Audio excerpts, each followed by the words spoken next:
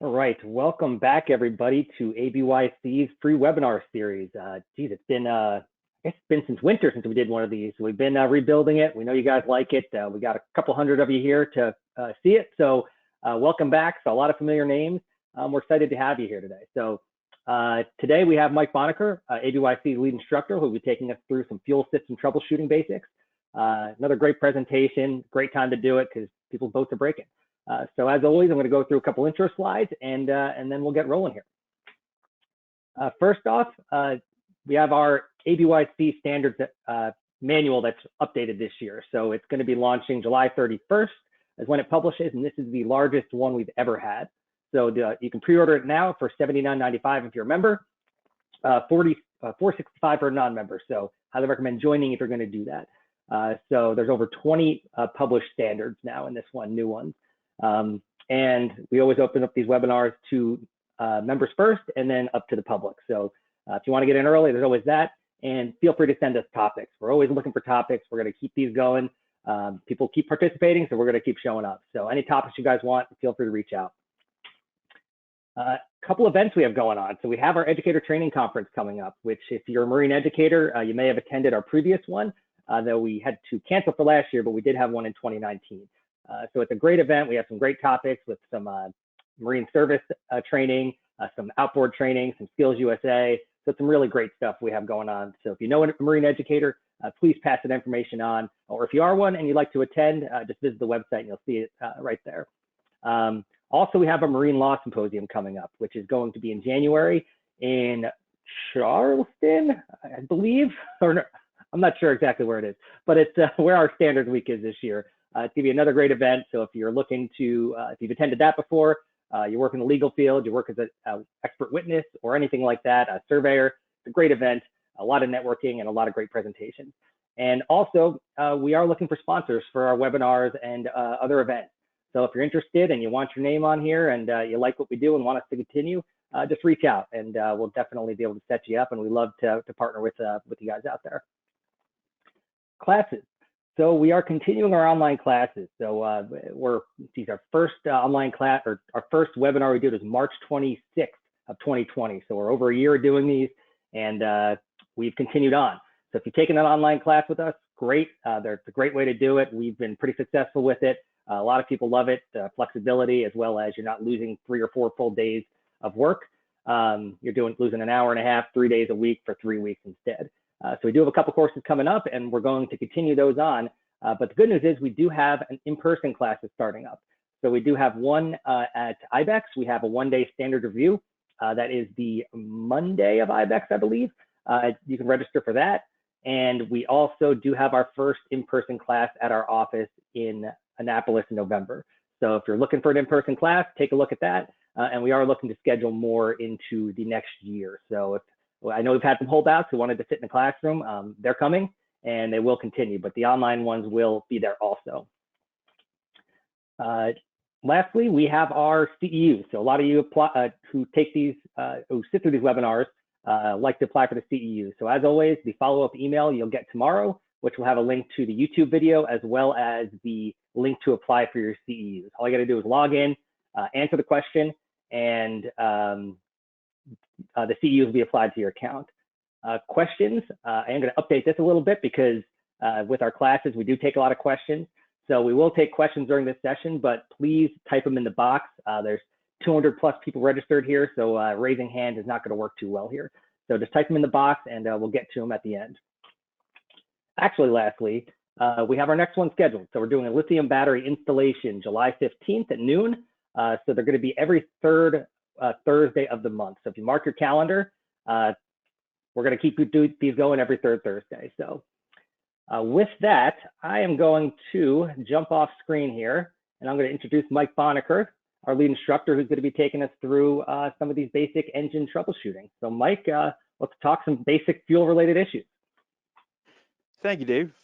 Thanks for having me. Good to be here today, and thanks everybody for listening in and watching. So we are talking about some basic fuel related and fuel system related issues. This is not real in-depth stuff. We're talking about things that happen to small problems and things you should look for. We all know that um, there certainly can be very complex issues with engines, especially the newer engines. But fuel and fuel-related issues are very common problems with engines that are not either running poorly or won't run at all. There are many more cases of these minor issues that cause running problems than there are major issues that cause them. Other than possibly a basic electrical issue, which is usually fairly easy to determine, fuel system is where we should go next if we have a running problem with the engine. Many newer boats have very detailed diagnostic equipment which can help identify problems. But that's not the case with a large amount of older boats that are still out there. There are still far more old boats than there are new boats out there. And those boats are the ones that see much more of the fuel-related issues.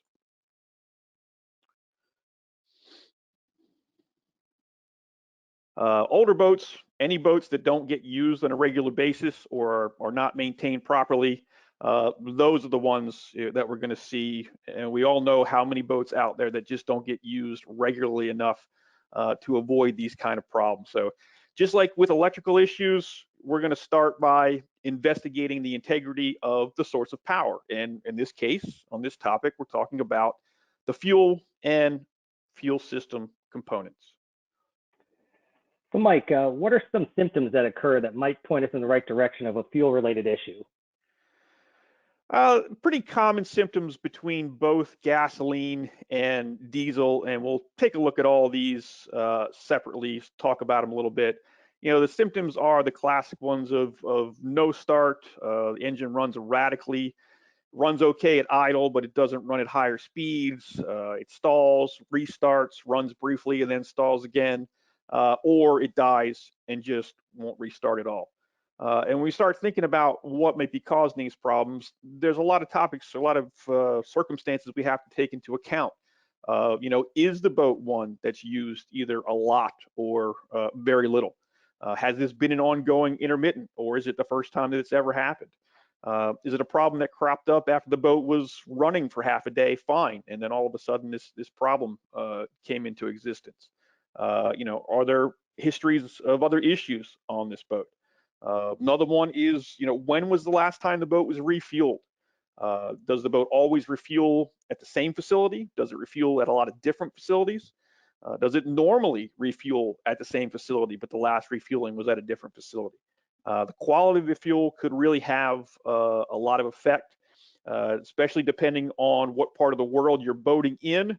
If you're in the area of Florida and dealing with a lot of boats that go around the Caribbean a lot, fortunately, it's a lot better than it used to be, even in the States. But there still are places where the fuel itself, as it comes out of the dispenser, is not the best in the world. You got to find out if there's been any work done recently on the boat. Did they change hoses or filters? And an overall assessment of the vessel. What's the age? What's the condition? Has it been maintained properly? The better the boat's been maintained, the less likely the issue is going to be related to system components versus the fuel itself, if it does turn out to be a fuel issue. So all these things point to the fact that gathering information on the use history of the boat is a key component in getting a pathway to troubleshoot, even before you put a wrench on the engine to start your hands-on troubleshooting process. All right, so what are some of the common issues that cause fuel-related breakdowns?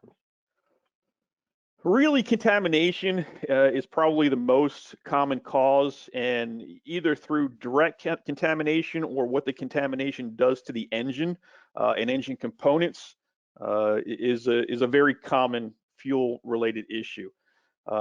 Even though the basics of it is the same, dealing with fuel and fuel systems in our boats is very different than what we deal with our cars. In our cars, we are, pretty much consistently or practically constantly cycling fresh fuel through the system. And our cars, live their lives in a much different environment than boats do. Boats, as we know, can sit for weeks, months, maybe even years at a time without being used, and they spend their lives in a much more detrimental environment as far as all of their systems are concerned, not just the fuel system. But contaminants, as far as gasoline, main contaminants are going to be water, dirt, debris in the fuel. Old gas is a real issue, and the varnish coatings that come from old oxidized gas is another big one. We'll talk about that some more. For diesel engines, a lot of the same. Water again, and dirt. One we have with diesel that we don't have with gasoline are microbes, microbiological critters that can live in our diesel tanks.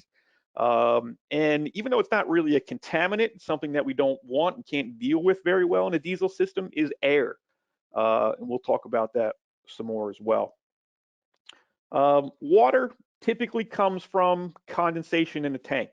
And that happens because we have, daily and at worst seasonally heating and cooling of the fuel and the air in the tank, which causes condensation to form. The more airspace that's in the tank, the more that tank breathes. It actually breathes in and out when it expands and contracts. And the temperature change causes condensation. So, that's why we talk about, with boats getting laid up for the winter, it's nice to top off the tank to a certain extent. You don't want to completely fill it or overfill it, obviously. But we want to try to minimize the amount of air that's in that tank to minimize the amount of condensation that might form.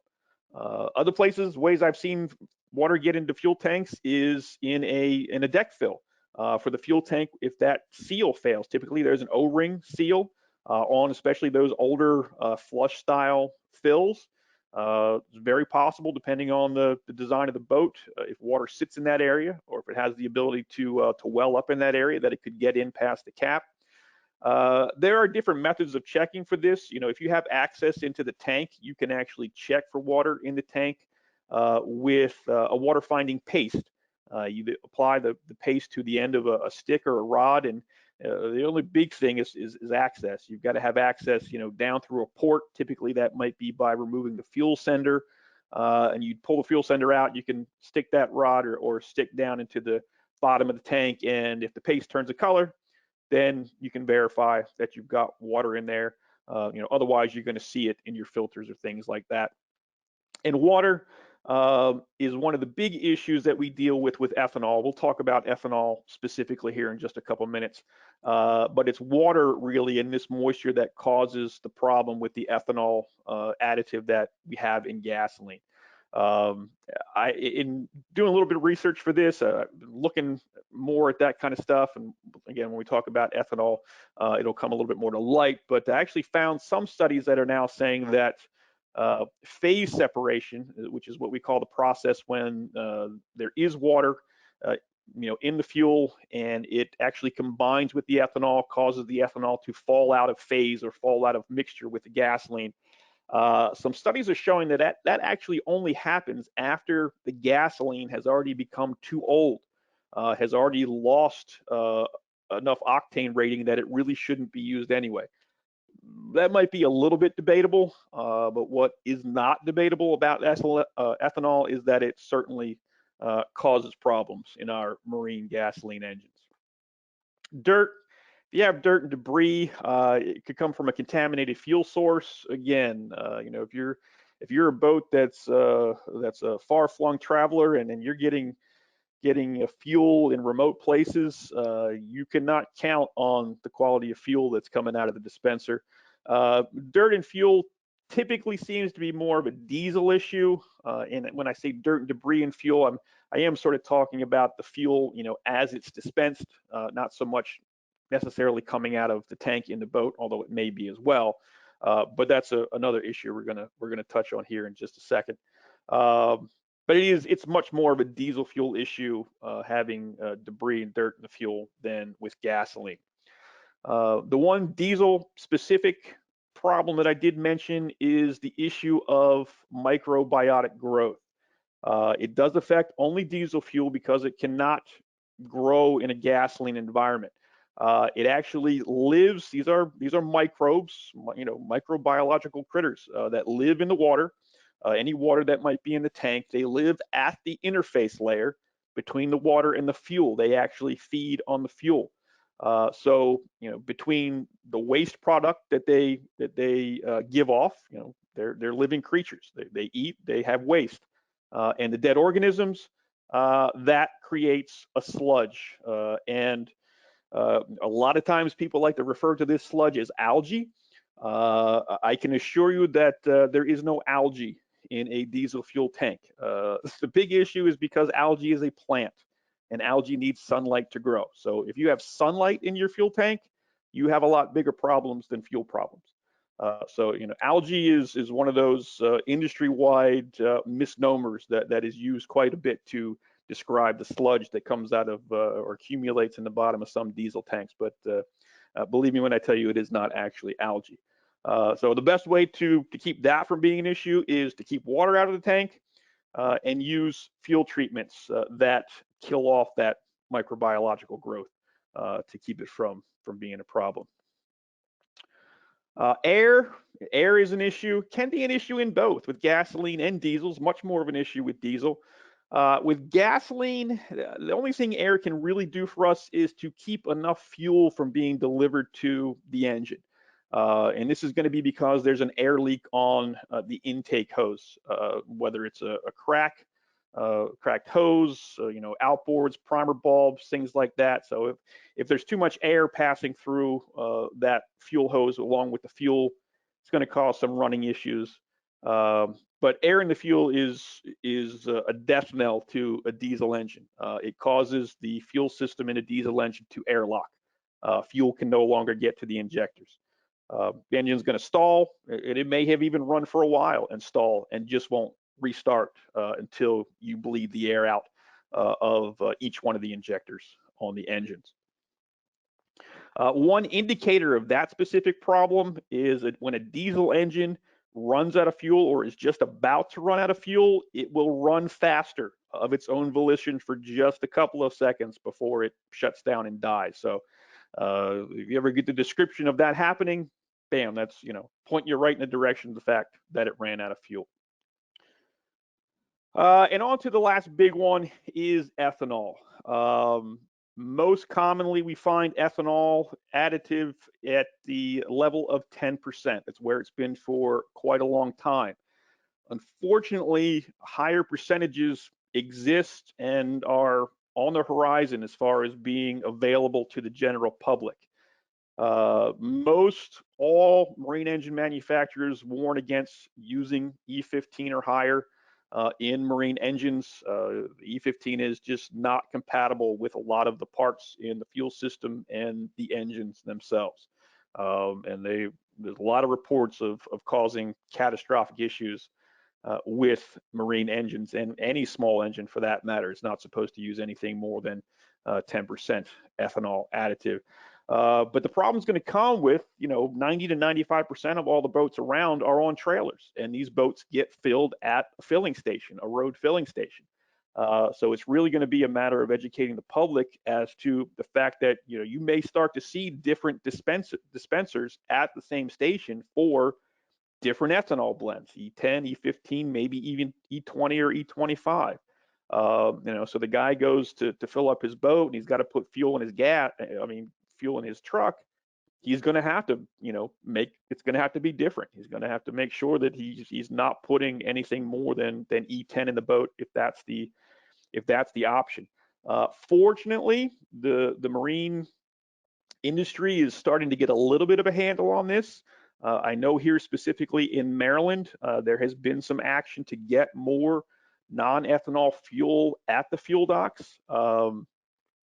I'm fairly active with the Marine Trades Association of Maryland, and that has been a big push of ours for a while. I'm sure it has been in other states. Maryland has a variety of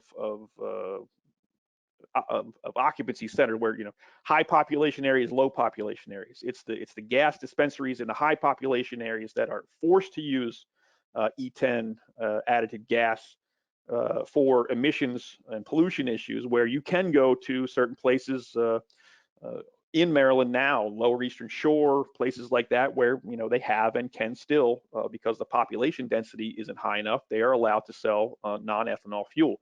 But fortunately, we are working in the direction of getting more non-ethanol fuel at the pier. But again, that's not going to help us with the vast majority of boats that are on trailers. Even at 10%, ethanol can damage some plastic or rubber components of gasoline fuel systems, things like hoses and gaskets and seals. And the bigger issue is that the ethanol acts like a solvent in the gasoline system. And it really becomes a problem the first time that E10 gas is used in a boat that doesn't normally or hasn't ever used E10 gasoline, because any varnish deposits, gum deposits that are in that system, either in the tank, in the hoses, in the carburetor, that ethanol dissolves those things and sets them free. And they are free flowing now to do a pretty good job of clogging up the fuel system. Like, that sounds like a lot of nasty stuff. So how do we deal with this stuff? So the big way we deal with it is filtration. To deal with these contaminants, except for air, really, which the air in the system actually usually can be a function of the filtration system we have, and the fact that something wasn't done correctly. But our marine fuel systems have very important filtration components. And the insufficient or improper servicing of these filters does lead to a lot of fuel-related engine issues. Inboard gasoline engines typically have one water separating fuel filter per engine. Its job is to trap any water to a certain point. It can only hold so much before it would actually pass it through to the engine, and it removes any debris in the fuel. They, like the one that you're seeing here on the left, if it's got a clear sight ball on it, you can monitor it, before you take the boat out to make sure that there, either is no water or not enough that it could possibly bypass the filter. I know a lot of folks that have these that don't have that clear sight ball.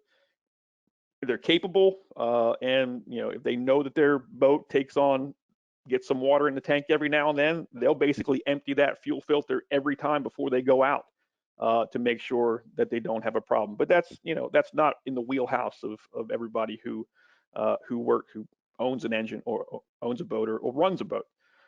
There are some installations I have seen, just as an experiential note to look out for, that also have an inline filter, and they're not always easy to find. They are typically down by the engine, and this is on inboards.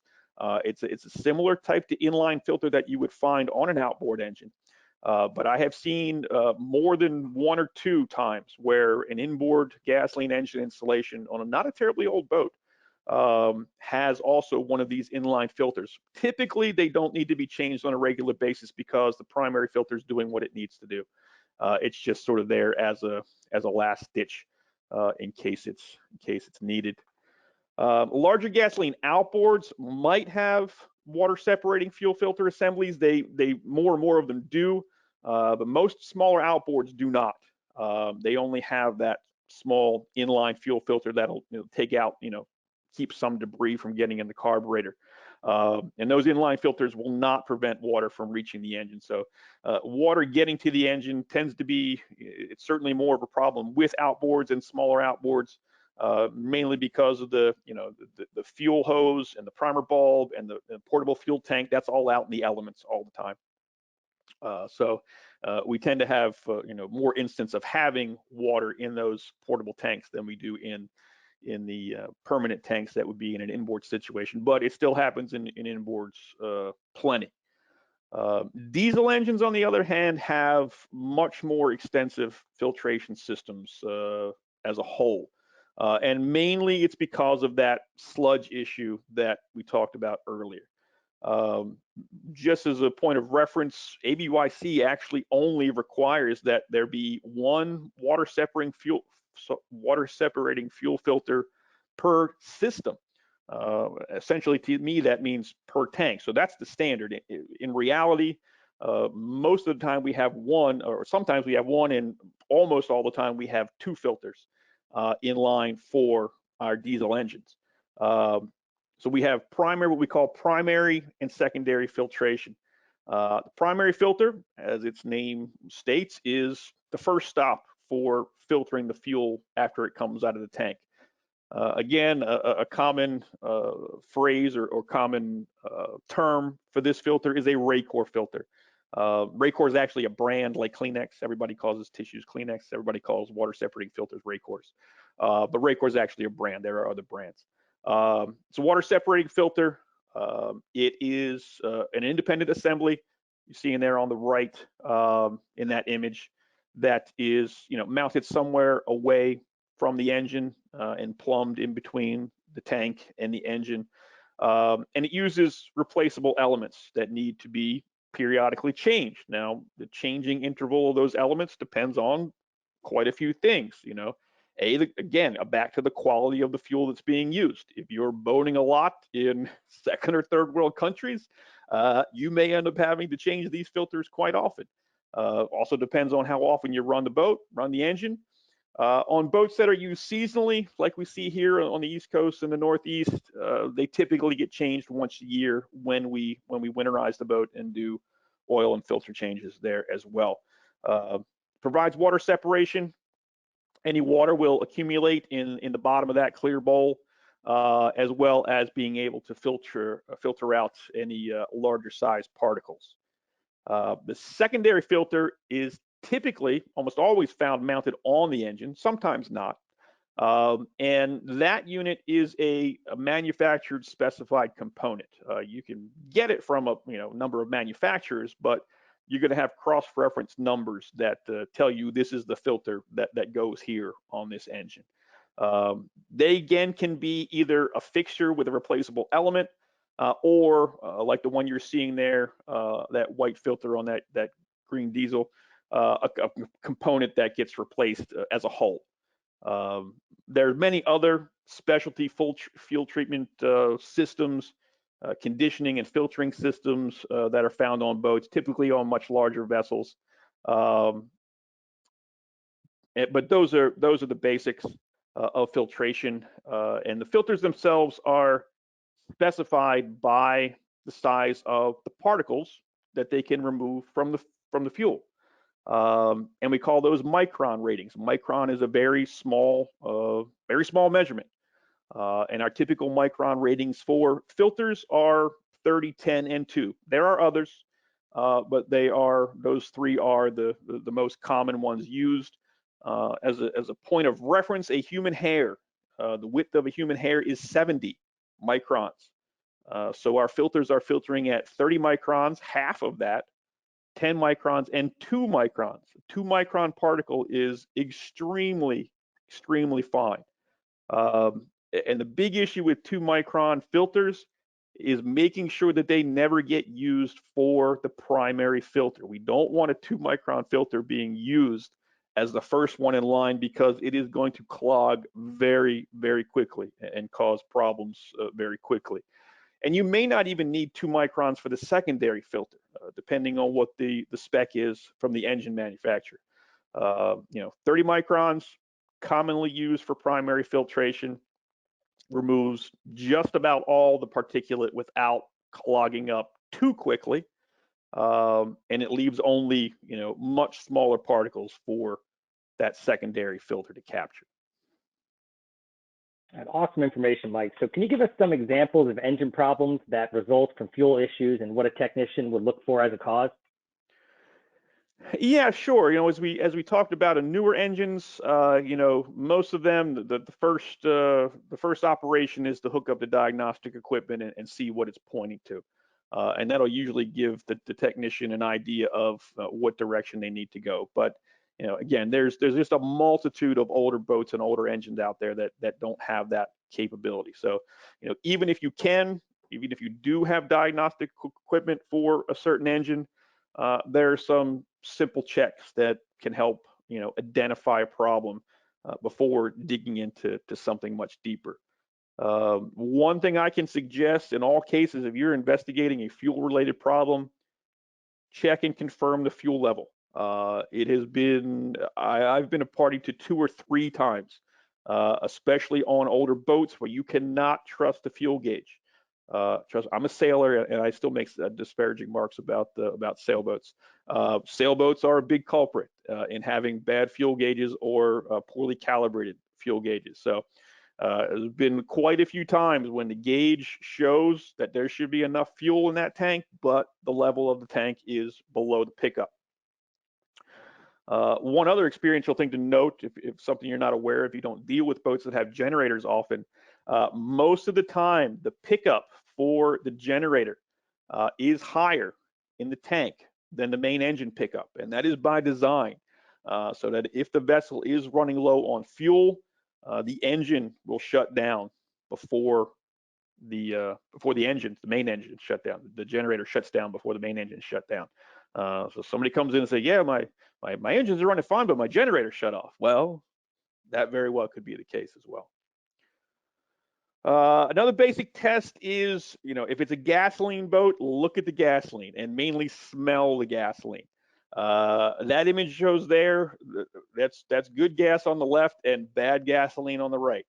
Sort of gets that amber color to it, and man, it just does not smell good. You have to have some reference as to what gasoline normally smells like, but it's hard to smell bad gasoline and not know that it's bad. It just has a sour smell, and it just loses its ability to combust properly. And the other thing it does, it oxidizes and becomes what is essentially varnish that coat the inside of the tank, as we talked about, hoses, the carburetor. It can cause real problems in carburetors, especially carburetors and injectors. And again, you bring in the E10 element, and it just exacerbates that problem even further. In my experience, especially with smaller outboards, if there's a fuel issue, you got to start with the carburetor. Without confirming that the carburetor is doing what it needs to do and is working properly, you're really wasting time starting somewhere else. If you have proven, if you've proven that the gas is bad, trying to get the engine running, you pretty much need to start with a rebuild of the carburetor there. With gasoline engines, you start at the beginning. Confirm that the fuel's getting to the engine. With an outboard, maybe you got a bad primer bulb. Maybe it's something as simple as somebody left a vent closed on a boardable tank and it's got vacuum on it. You can check for water in the fuel, check in the tank, check in the, empty the carburetor. If the carburetor's got a drain on it, drain it out, see if there's water in there. If there's a major restriction, you're going to have a clogged filter. Maybe you've got a kinked hose. A kinked hose comes into play again much more with portable units, in an installed unit, an inboard unit, unless, again, it goes back to, hey, did somebody just replace hoses on this thing? Maybe a hose got kinked off somewhere.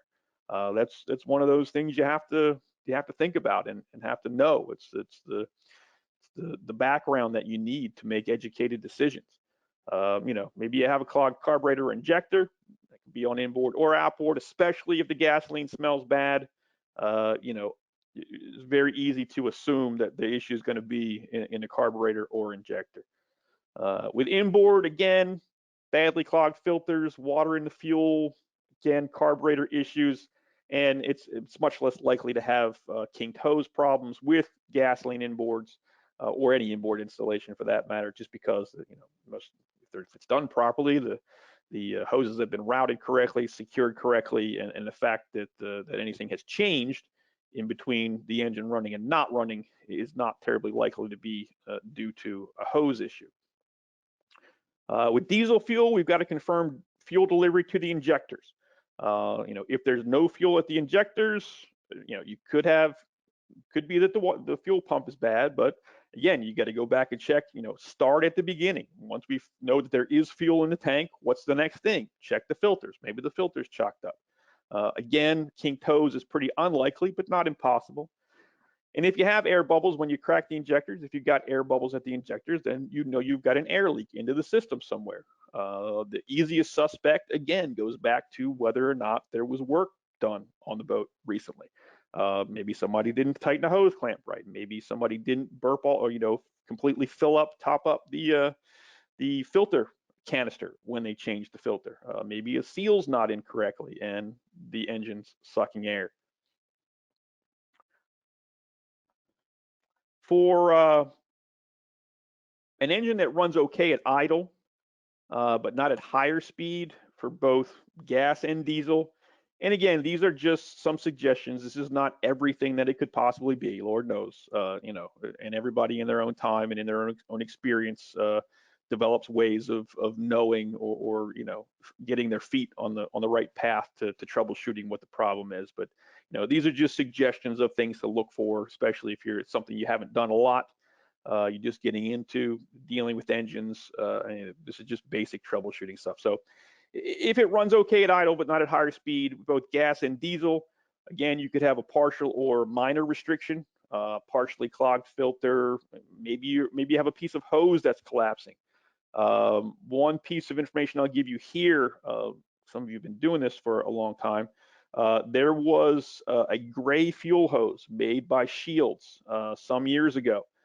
That was recalled quite a few years ago, but you may still find it out there on some installations.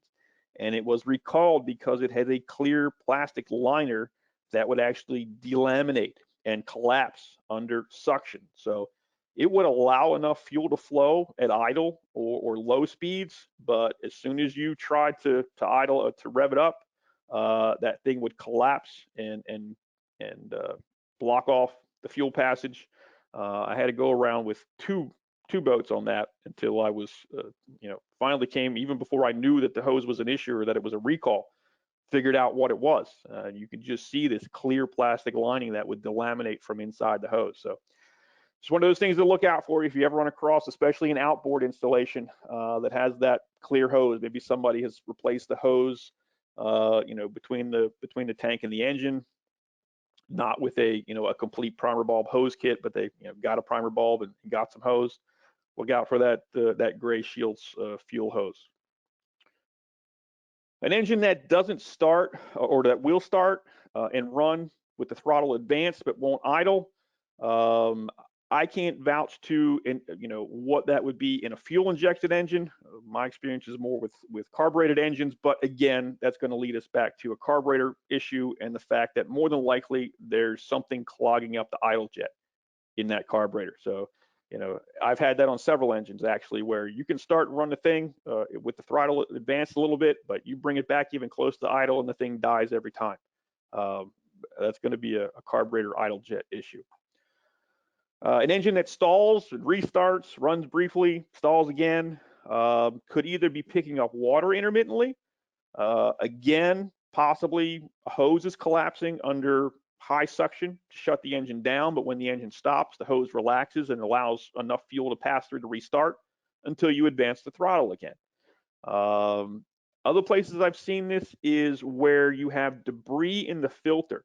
And it tends to be more loose debris that will suck up onto the filter element when you have a lot of fuel flow. But then when the engine stops, the debris falls off the filter. It settles back to the bottom of the filter housing. So you can restart it. It'll start. It'll idle. As soon as you give it throttle again, it'll die because it sucks that debris back onto the filter. And an engine that stalls, it won't start. The worst scenario of the day. It's similar to the no start condition, but we know that the engine was running properly for some time before the problem cropped up. With gasoline and diesel, again, could point to a lot of fuel in the system. Again, pretty easy to identify by checking the filters. The filters got badly clogged. This happens a lot, again, especially in this scenario where the boat was running fine for some period of time, half hour, 2 hours, whatever it might be.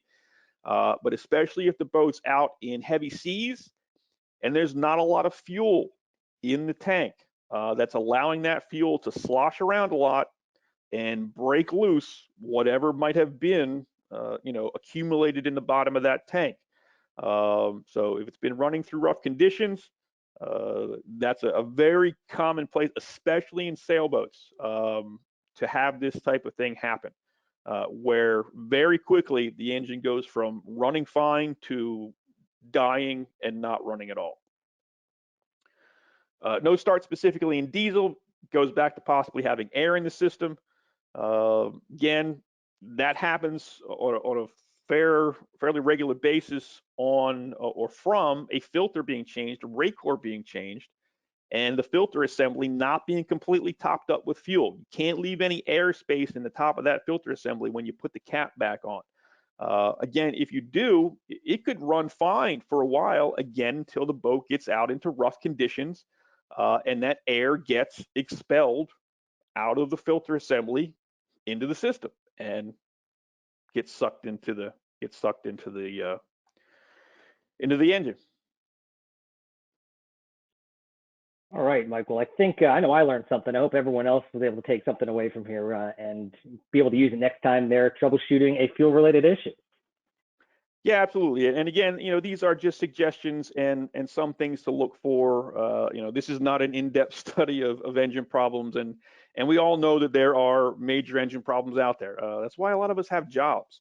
But it's a lot of this simple stuff that can possibly ruin a boater's day. But again, also possibly be solved very quickly with some common sense troubleshooting, gaining some background information. And with experience, everybody develops their own methods for troubleshooting, based on the issues that they see the most and the things that they deal with commonly over the years. So there's nothing cheap about the value of experience when it comes to solving these kind of problems. All right, thanks, Mike. Well, we got some time for some questions. So if you got them, type them in, and we'll get them answered. And Mike, I must say, the biggest thing I learned today was me and my dad were running a boat once, and the generator went out, and we're thinking, it's just a generator. Then the engines went out, and it's obviously because the generator's made to go out first from where the pickup is. So Yep. makes sense. All right, so let's see what we got for questions. The rake core with a plastic ball, is that for a gasoline engine or not?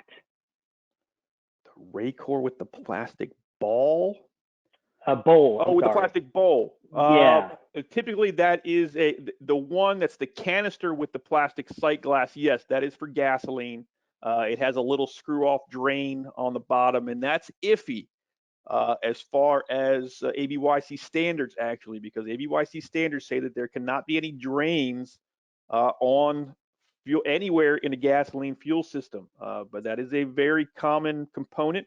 But yeah, the one that's the canister with the small plastic sight glass on the bottom, it's got the little screw out plastic nipple drain. Yeah, that's gasoline. The larger rake cores are used for diesel just because of the higher fuel flow mostly. All right. Do you have any thoughts or recommendations on fuel polishing? The yard where I worked, we used a couple companies for that, and we did a fair amount of it. It can be beneficial. The only real problem with it to watch out for is any sort of guarantees. Most of them say that they will clean the tank out. Under a lot of circumstances, yeah, they can polish the fuel. The good ones, they can also test the fuel to see if it's worth putting the fuel back in, or if the fuel is absolute garbage. That's one big benefit of it. But if they say they can clean the tank, you got to be a little bit wary about that because it depends on what the access to the inside of the tank is. There's going to be baffles in these tanks, at least one. If you get into tanks that are 50, 100, 200, 300 gallons, you're going to have two baffles, probably, at a third of the tank along the length of the tank. And depending on where the access to the tank is, really the only place they can actually clean is within the boundaries of that one baffle. So, it can be worth it for boats, especially older boats, a boat that's sat forever. It's not a bad first place to start. It's kind of cheap insurance to start out with something that you know is somewhat reliable as far as a fuel source before you go, trying to get the engines back running or in a scenario like that when a boat that hasn't run for years. But don't make any guarantees to your customer that they're going to clean the entire, they're going to get everything out of the tank. In a lot of cases, that's really not possible. I have seen a couple reputable places that do fuel polishing. They'll pump the fuel out. If they can see that it's really bad, they will put a solvent in there and let it sit overnight and come back the next day and pump that out and flush it out again. That's about the best you can hope for, but it's pretty tough to say that you can get everything out of a fuel tank. Right, and a follow-up to the previous question, I think they were wondering if it was allowed in a gasoline inboard engine room because they had the plastic. I think it's referencing the 2.5-minute fire test. Yeah, it would depend. It would depend specifically. You see a lot of those for outboards when that fuel water separator is in an open space. It would depend specifically on the spec of that filter assembly, whether it's spec to that or not. All right. Are there fuel related issues that might cause a loss of power / RPM at higher speeds without any issues like running rough or difficulty starting? Yeah, possibly timing. And again, we're getting into whether or not you can eliminate fuel as an issue. If you can eliminate fuel as a possible problem to the issue that exists, then we're going down the road a little bit further and starting to investigate real engine issues. Right. For boats with no access to diesel fuel tanks, how can sediment and gunk be cleaned out? And how important is it to refit the tank with access for mechanical cleaning? The typical access point for, going back to fuel polishing is the fuel sender. And for a while, again, where I was working, my experience, that was something we were actually responsible for opening up before the fuel polisher got there. But then subsequently, we started dealing with a couple other companies who did everything from A to Z. They would come in, they would gain access to the tank, they would pull the fuel sender out. You got to make sure if these guys know what they're doing and they're doing it right, they're going to put a new gasket on that fuel sender before they put it back in. This is the kind of stuff you have to follow up on if it's stuff you're not doing yourself or you're subcontracting this kind of work out. And then they will cycle the fuel. They'll draw it out of the tank through the small access hole where the fuel sender was, and then put it back in the fill. So it does create a fairly decent circulation in the tank, and they'll usually, leave that run depending on what it looks like. They can monitor their filtration, half hour, an hour, maybe even longer. But it does work pretty well. That's the main access. There are some tanks, if they're, especially in sailboats, if they're down in the keel or something like that, they may have a fitting plate on the top where you can remove the entire fitting plate. In diesel tanks, you are allowed to have access ports in the top of the tank. You are not with gasoline. So but again, the sludge issue is not an issue with the gasoline as much as it is with diesel fuel anyway. Right. Are there any identifiers of ethanol-related issues that you have come across with outboards? It's all the typical stuff. It's a breakdown of hoses. I am fairly certain that I have had, this is personally, 2 or 3 primer bulbs fail. The internal components fail because of exposure to ethanol fuel. There really isn't any other reason why. It's the little check valves and the flappers. They come loose. And I don't know if it's the way that they're glued in there or the way the assembly is, but it's a really weird thing. And that's just my guess, but it's a fairly educated guess. Ethanol, again, as long as and a lot of this goes back to how much the boat's getting used. If the boat's being used properly, or used regularly, maintained properly, you're not getting water in. If there's no water in the fuel, ethanol is not really a problem. It's when there's water in the tank that bonds to the ethanol that causes it to fall out of phase and create this. You'll get a layer of this stuff at the bottom where it's taking the octane rating out of the gasoline. And then becoming something else combined with water that the engine can't burn either. Right. Follow-up question: did Mike say you are not allowed to have top access hatch on a diesel fuel tank? Diesel you can, gasoline you cannot. No accesses in a gasoline tank. Diesel fuel is not a problem as long as it's on the top of the tank. Right. This next question may be location dependent, but where do you dispose of bad gasoline? That's something that you do. That is a hazardous material. There are some community waste disposal sites that will take it. In the yard that I used, or where I was, where I worked, we didn't like to deal with used gas or old gas a lot. But obviously we had to deal with enough of the stuff that we were dealing with our own jobs. Whether or not you want to take it from the general public, you can charge. It was fairly expensive to get rid of old gasoline, somewhere in the range of I'm gonna, this is off the cuff, but it's somewhere between $5 and $10 a gallon to dispose of old gasoline through a proper waste hauler. So people really wanted to, and I had a place to keep it. You could charge them $10 a gallon to get rid of gasoline. All right. What do you think about fuel debuggers? You're talking about Algex system. Oh, probably. Probably. I don't have enough experience personally with them to really give a lot of opinion. I have been party to them. I've never had to install one. I have removed many. Um, there is a lot of theory going on there. I still have never investigated them enough to really believe or know that they do what they're supposed to do. But I imagine there's a fair amount of people who might tell you otherwise. So I'm going to have to beg off that on my lack of firsthand experience with those devices. Right. Is there a good rule of thumb for changing gasoline fuel filters? Yeah, again, if the boat's a seasonal boat, they should be changed once a year.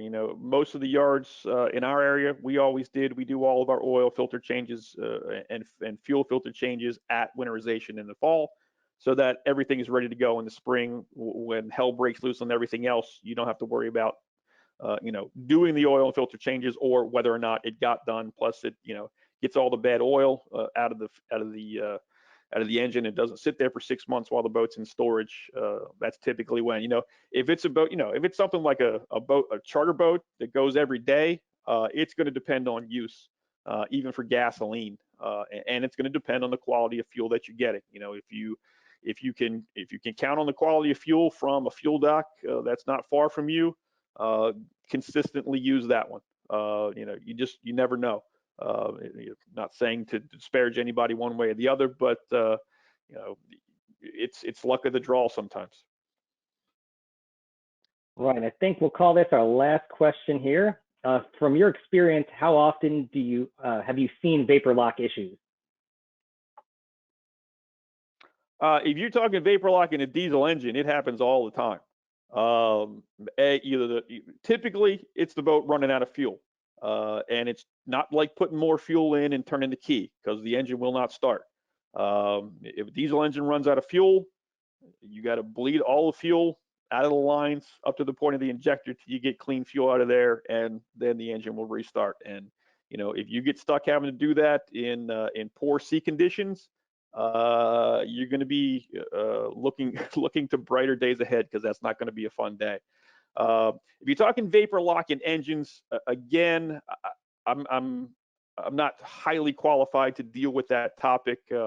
It's not something I've dealt with personally a lot, but the only thing we really talked about as far as vapor lock or air locking an engine was diesel. So I'm hoping that's what you referred to. But yeah, vapor locking in gasoline engines is a possibility too, but for different reasons, not because of air in the fuel. All right, Mike. Well, I'm going to jump back on screen and close things out here. I want to thank everybody for coming to this again. It's always a great time. We enjoy doing it. And I apologize for anybody in the gasoline class, because you're going to have to hear my voice again this afternoon. And you've been hearing it all week, but I did notice a couple of you are here. So looking forward to that this afternoon. If you're looking for CEUs, you will see a link pop up on the screen somewhere. Matt always messes with me and puts it somewhere different. And the link for that will go out tomorrow at noon, I believe. So it's usually a day following. So you'll be able to apply for that. Third Thursday in July, keep an eye out for the invite for the lithium ion installation. So that's going to be our next one, and that'll be third Thursday in July. Once again, Dave Broadbent, ABYC's Education Director, and thanks again to Mike Bonacker, our lead instructor. And if you haven't taken a class with us, I'm sure you'll see us soon. So thanks again, Mike. Thank you, Dave. My pleasure.